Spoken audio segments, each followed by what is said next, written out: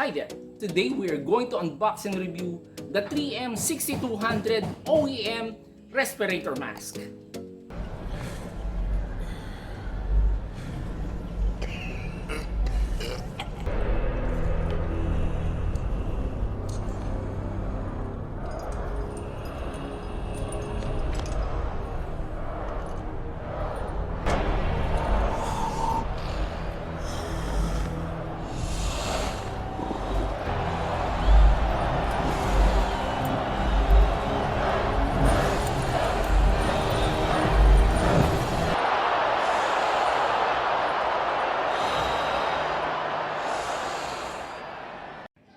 This is Danz Garage, and I'm the jack of all trades.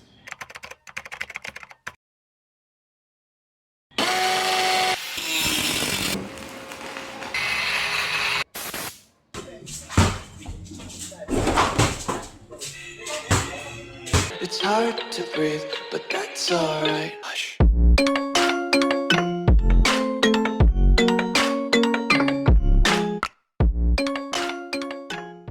A respirator is a device designed to protect the wearer from inhaling hazardous atmospheres, including fumes, vapors, gases, and other particulate matters, such as dust and airborne microorganisms.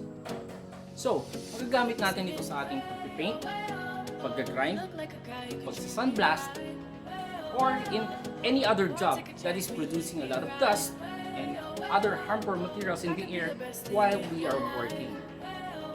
Pwede rin itong gamitin in medical uses like in hospitals and clinics or in the laboratory to protect us from microorganisms that is present on a biohazardous workplace. So, I'll be working next on woodworking and painting jobs here in the garage, kaya naisipan kong bumili na nito. At para maproteksyon na ng ating lungs habang tayo gumagawa, kaya kailangan natin ito. Kaya naghanap ako online and ito ang aking napili. Now, let's unbox! So yan, buksan na natin siya. Right here.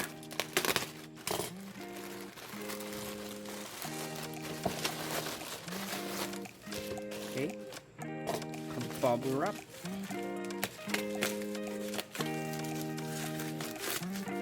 So guys, hindi ito yung talagang 3M, OEM ito.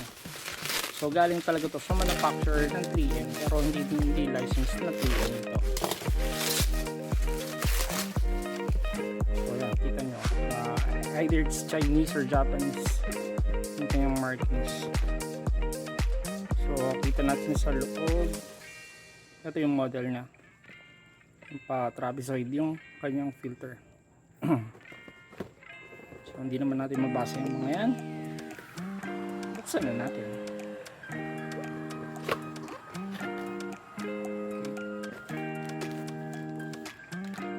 So ito yung kanyang filter covers, dalawang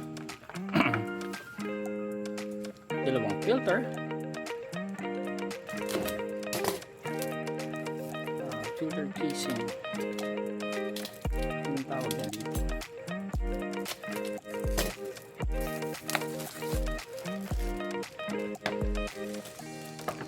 Nice.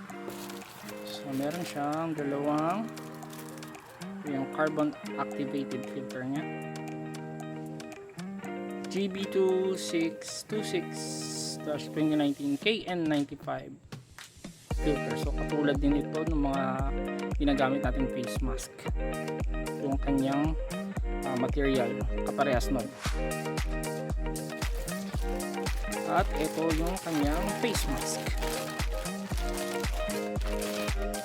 So okay, sarap siyang hawakan.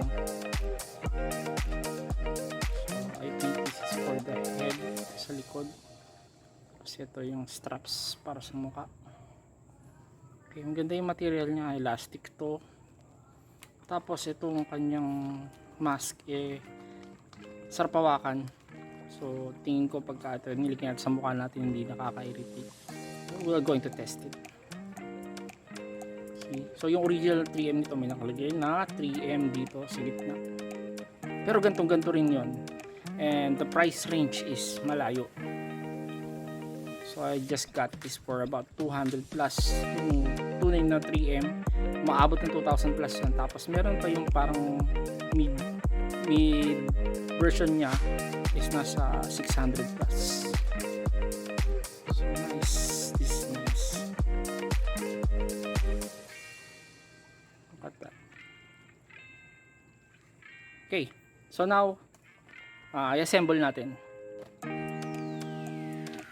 So sa ating assembly, nasa Chinese tong manual niya, so hindi rin natin magagamit. So this is unusable. Okay. Sabi dito, unahin natin ilagay ang kanyang mga carbonated filter sa loob. Saka natin ipapasok sa kanyang filter casing. Diba? Oh no, baliktad. That way. Okay. So ito nga palang mga filter na to ay pwede tayo halimbawa na use na natin to for many times, or pagka hindi na tayo masyadong makahinga, pwede tayong bumili ng ganito. May nabibili nito sa 3M din na brand. Mas maganda siguro kung 3M brand na yung bibili natin na pamalit na filter pagka nagpalit na tayo nito.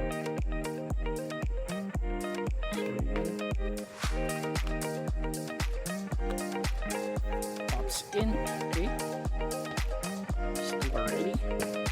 And then some twisting action lang dito. So lalagyan natin siya pa ganyan, and then pataas at pababa. Okay, so kumali. Kailangan it is okay, tingnan natin. Wala dito sa marks nito. Okay, so kailangan naka-side to dito. So peso natin dyan, and then yan, that way. So the other one, madali lang siya assemble.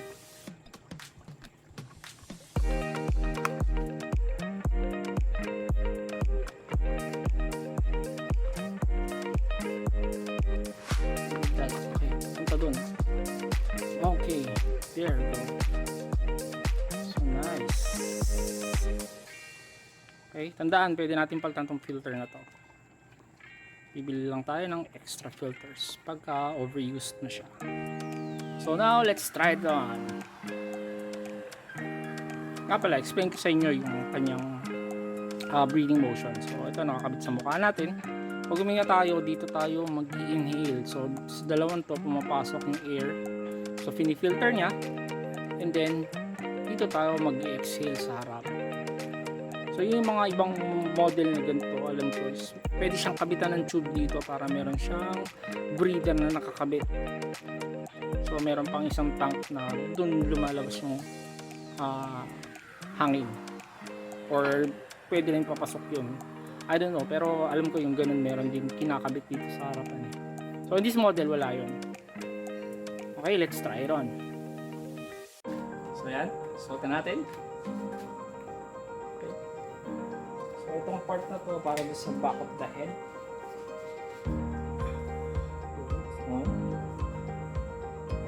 Lapit ko na siya sa mukha. Can you hear me? Okay. And this one para sa likod ng ating batok.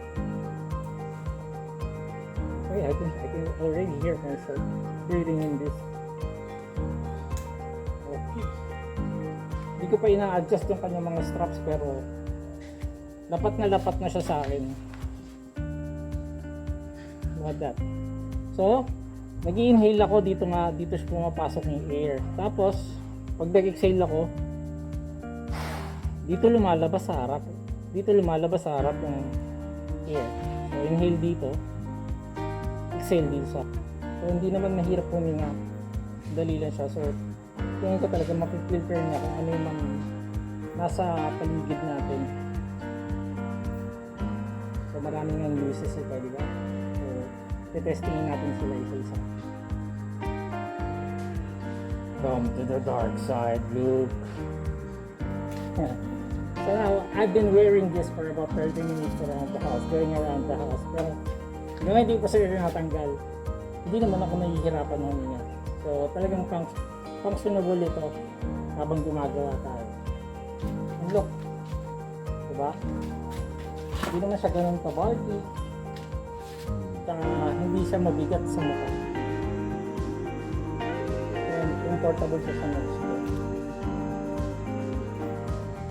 Just sitting there.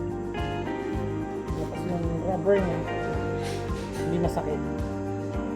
Tignan natin kung may markings na sa mukha ko. Pero wala. See? So it's there, comfortable.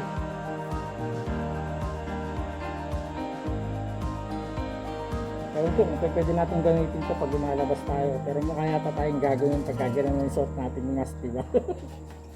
Baka sabihin nila may outbreak na.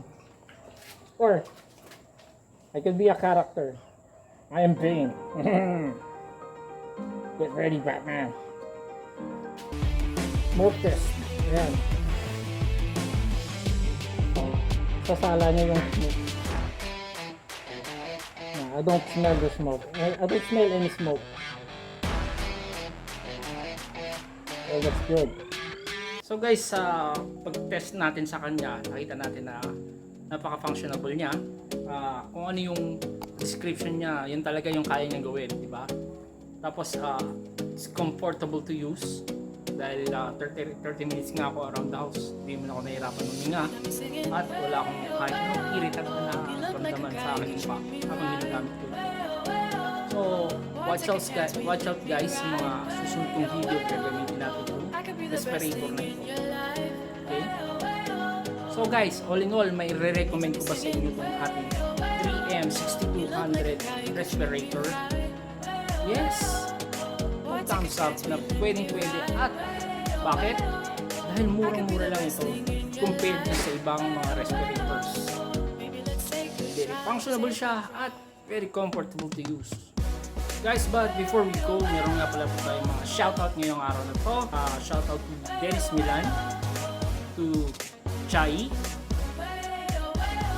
to Rainier Alesna Gonzalez from Dex.ph. Yan ang ating magiting na delivery man, and to Respirator. Sila po yung gumawa ng t-shirt natin ng ating Danz Garage. Ganda, di ba? So, sana po ay meron tayong bagong natuklasan at bagong natutunan tungkol sa video nito sa ating 3M Respirator. This is Sir Dan from Danz Garage, and as always, ciao! If you like this video, hit that like button. To learn something and you want to know more, subscribe now. And if you want to be updated of our latest videos and updates, bell